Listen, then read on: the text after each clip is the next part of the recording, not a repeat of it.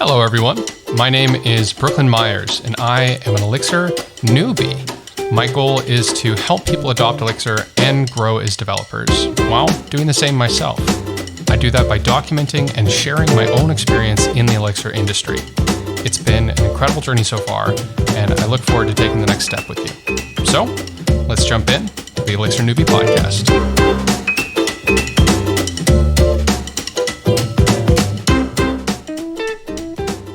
It is hard getting into the programming industry. And Elixir in particular has a problem of not appealing to new developers. Elixir is often considered to be a language that you adopt after you've already gotten into other programming languages, after you've already gotten a few years of experience in the industry. That's when you start considering, oh, hey, there's this functional programming thing. Elixir sounds pretty cool. Maybe I should try that out.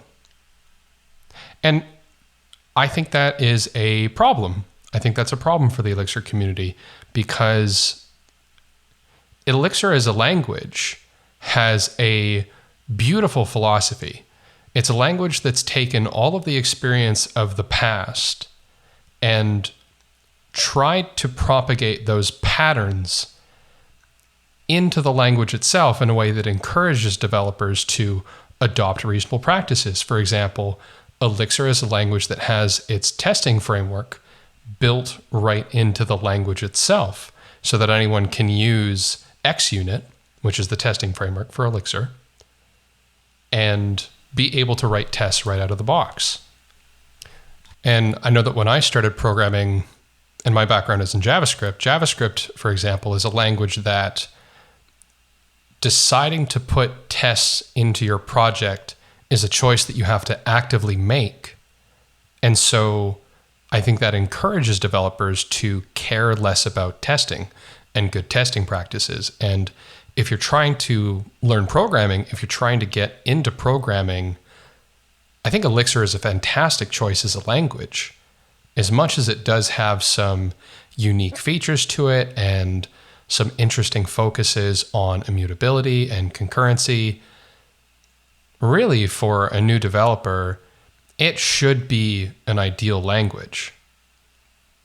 But right now, we don't seem to be attracting new developers. New developers tend to be going more along the path of JavaScript-based languages and what's more popular right now. For example, there was a Stack Overflow survey, I think it was Stack Overflow who did it, that came out and said Elixir is one of the highest earning languages. So Elixir devs are being paid well on average. And that's fantastic. I think that's great that Elixir devs are having a lucrative career in the industry. But my intuition is that part of the reason for that is because the number of Elixir devs who are juniors, and juniors are obviously paid less than seniors, is lower. And so that skews the statistic. So it's less a matter of, hey, Elixir devs are commanding a higher salary, and more a matter of, hey, juniors aren't trying to be Elixir devs. And so in seeing that, I decided to make this podcast. I decided to try to be someone who can help people who are either already experienced developers who want to adopt Elixir and get into the Elixir industry, or who are brand new aspiring developers who are looking for a way to break into the industry, and Elixir can be that opportunity for them. So one of the reasons I think juniors aren't interested in getting into Elixir on average is there aren't many resources specifically tailored for Elixir newbies. If you go to YouTube right now and look up Elixir beginner, the top 4 videos that'll come up are about 4 years old. They aren't specifically tailored for people new to programming or new to Elixir. I think there might be a chat up on there. When I looked, there were definitely some resources which didn't appeal to new developers at all. And my hope is that that can change. My hope is that Elixir as a community can be more welcoming to new developers. So if you are an aspiring developer, or if you're someone who is interested in helping other aspiring developers or junior developers, if you're interested in making the Elixir community more welcoming and thinking about how we do that, then this podcast is for you. However, if you're already an experienced Elixir dev and you're looking for a high-level conversation about complex topics within the Elixir industry, I think there are already tons of resources for you. I think there's already podcasts that try to help you, that try to push you further along in your career. I think most resources are already tailored for people who understand concepts in Elixir and don't need to break down what is a server and what is a client and what is Phoenix and how do I test with XUnit. I think there's already tons of resources for you, and I think you already have the power to propel yourself further in the industry. The people who I'm trying to help and I'm most concerned about, that I'm most interested in supporting, are the people who put future dev in their Twitter bio, the people who want to break into the industry so that they can improve their life and pursue a career that might be more interesting to them, and don't know how to do that, who don't know how to break into the industry. So when I make explanations in this podcast, when I have to explain some concept, I'm going to attempt to do that in a way that breaks down all the parts of it. I'm going to do my best to explain anything that I haven't already talked about. And if I say some sort of buzzword, if I use the word server, I'm going to try to break that down in the hopes that people who don't already understand those concepts can find this podcast approachable. And it's important that new developers find Elixir approachable because, one, it's better for the Elixir community as a whole, getting new people into it, getting fresh ideas into it. I think that's just an awesome thing that we should support. But two, I am personally incredibly grateful to the programming industry for everything that it's done in my life, for the people it's helped me meet, for the relationships I've built because of it, for the fun challenges that it brings. And I want other people to have the opportunity to experience that. I want other people to have the opportunity to see if programming is something that they're interested in. On top of that, I think programming is this very unique industry where the barrier to entry is extremely low. All you need is internet and a computer, and you can start making really cool stuff. And for the people who don't necessarily have the opportunity or desire to go into a huge amount of debt for the sake of pursuing higher education, I think that programming is an industry that if you can be self-disciplined enough to learn, or if you have the ability to go to a boot camp, for example, you can get into it. And the hard part is getting these skills and experience to be employable, and then figuring out how to transfer those skills and experience into actually getting a job. Those are the two major hurdles you need to overcome in order to break into the programming industry. And I think there's this narrative in the developer community, which is that if you want to be a developer, you have to be an extremely passionate person. You have to love programming. You have to put in 100 hours a week. And if you aren't that, then you're not going to make it. And I personally don't buy that. I don't think that's real. I don't think that's true. I think that turns a lot of people away.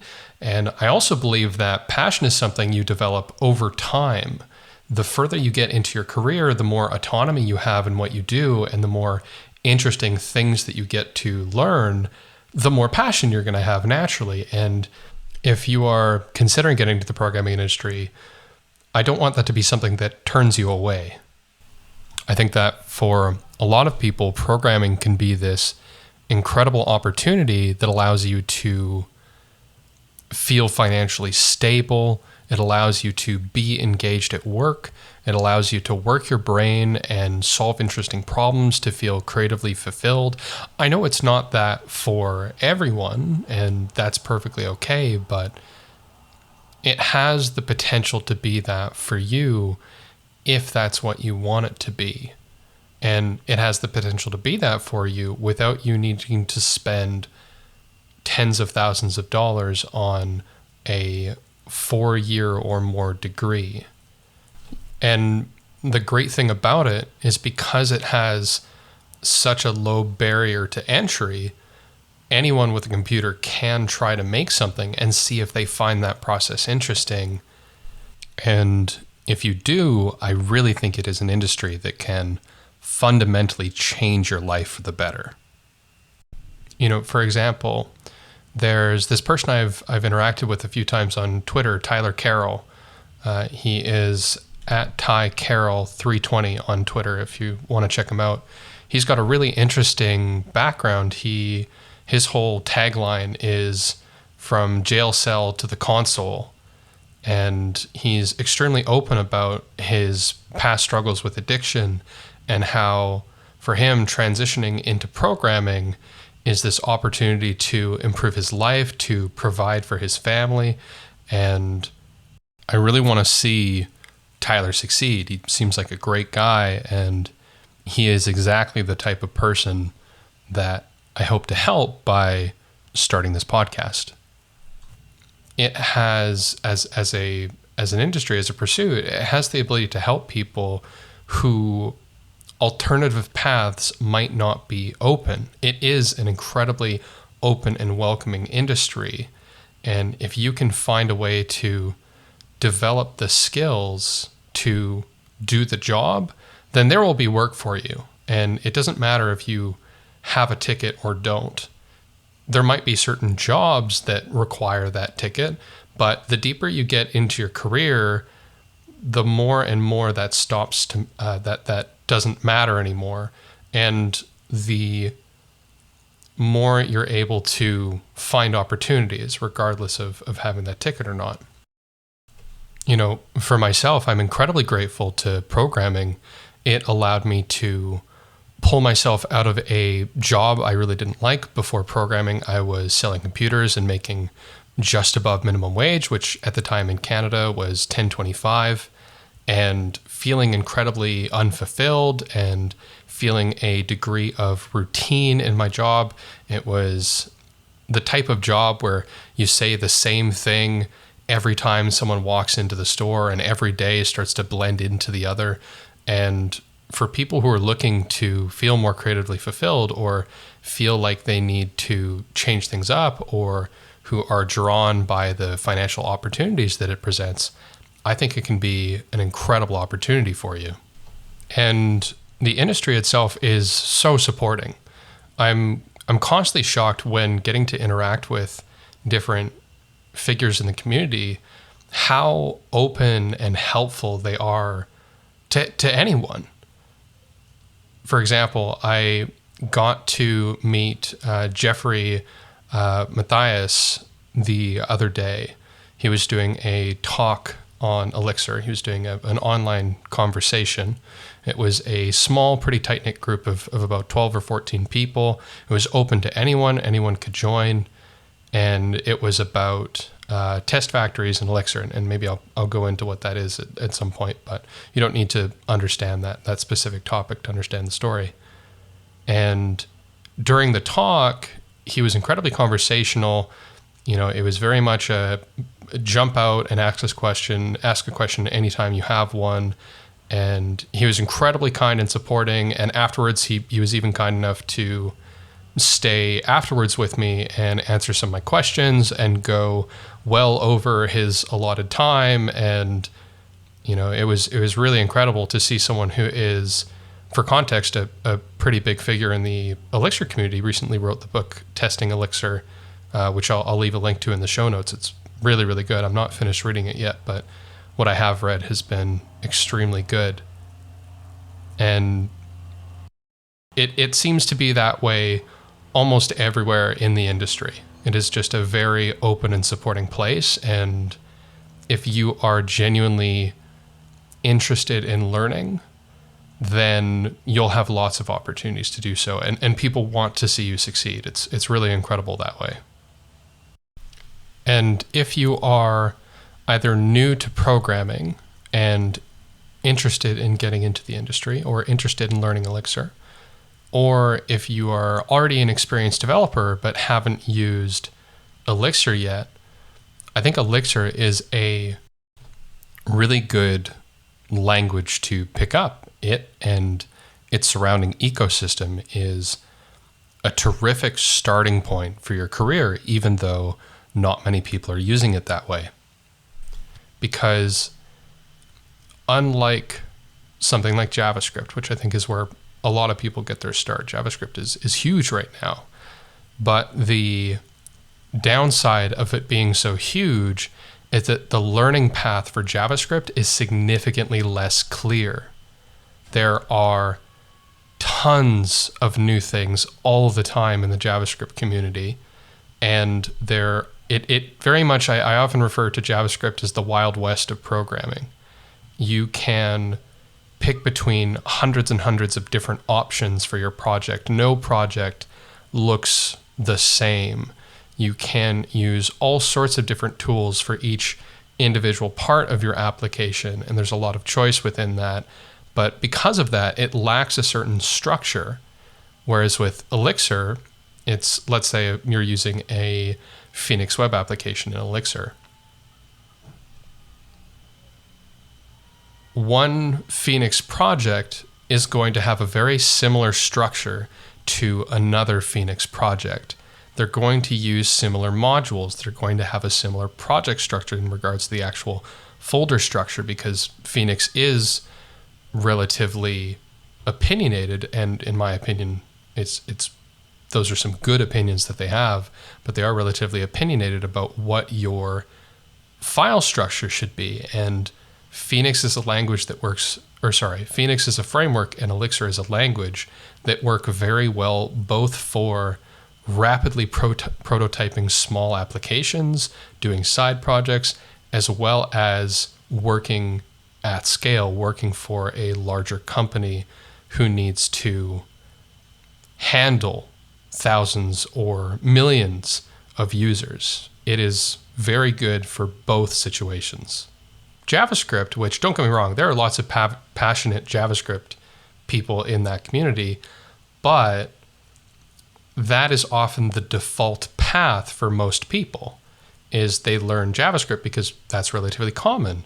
Whereas with Elixir, you get a lot of very interesting people in your Elixir team because they specifically, in most cases, wanted to work with Elixir. And the talent pool that it attracts, it gives you this opportunity to work with and learn directly from some very, very passionate people. And you might be apprehensive jumping into Elixir because it's more of a niche than JavaScript. However, if you do decide to go down the Elixir path, there are some very clear learning targets that if you can hit, you will be prepared to work an Elixir job. And while there may be fewer Elixir jobs in regards to pure numbers, there are also fewer developers looking for those jobs.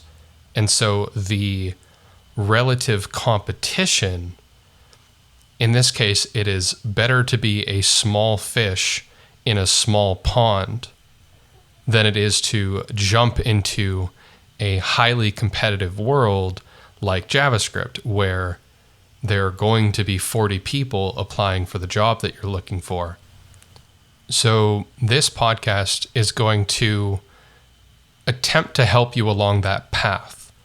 I'm going to talk about the things that I learn week to week, summarize them down, and share them with you. I'm going to talk about strategies for finding your first job and getting into Elixir, And it doesn't have to be your first programming job as well. This is going to be useful for people who are not new to programming, but who are newer to Elixir, or who are interested in the experience of what it's like being new to Elixir. And I'm also going to tell stories and document my experience diving into the Elixir industry. I'm going to share the potholes that I encounter along the way in the path, hopefully so that you can avoid them and not have to learn them the hard way, the way that I will. And I'm going to share what works for me as honestly as I can as it's happening, as opposed to coming from a place of, I have already done this, here's my past experience. It is going to be sharing the story as it happens. And so because of that, I'm going to make mistakes. I'm going to have misconceptions. I am new to Elixir, and I'm a few years into my programming career. And I know that I have a long way to go in comparison to people who have decades of experience in both of those things. But by sharing my experience week to week, I hope to humanize what it's like to become a developer and to make this more approachable and more welcoming for people who are new and considering getting into the industry. So if you're interested in an honest and open view of what it's like to transition into Elixir from a different background and what it's like being an Elixir newbie, then I hope this podcast is interesting to you. This is very much an experiment. I have never hosted a podcast before, and frankly, I am terrifically nervous of the prospect. But I think that people who are considering transitioning into Elixir are probably also feeling nervous and hesitant. They are considering getting into an entirely new industry. They might not know exactly how to go about doing that. And in that respect, I think you and I are very alike, but I'm a big believer in pushing yourself, in figuring out what is uncomfortable for you and taking steps to get there. So thank you for listening to the very first episode of the Elixir Newbie Podcast. You can catch me on Twitter. I'm at Brooklin Myers. Happy to answer any questions that you have. I would love to know what your experience has been like considering Elixir or getting into the industry. I'd love to know the kinds of things that you are struggling with, the kinds of things that you have questions about, so that I know what to talk about. You can always send me a DM. I will always respond. You can always mention me on Twitter. I will always respond. And I'm more than happy to help you out with whatever it is that you're struggling with. Either I'll answer directly or answer on the show so that we can help some other people as well. And thank you so much for listening. I will catch you on the next episode.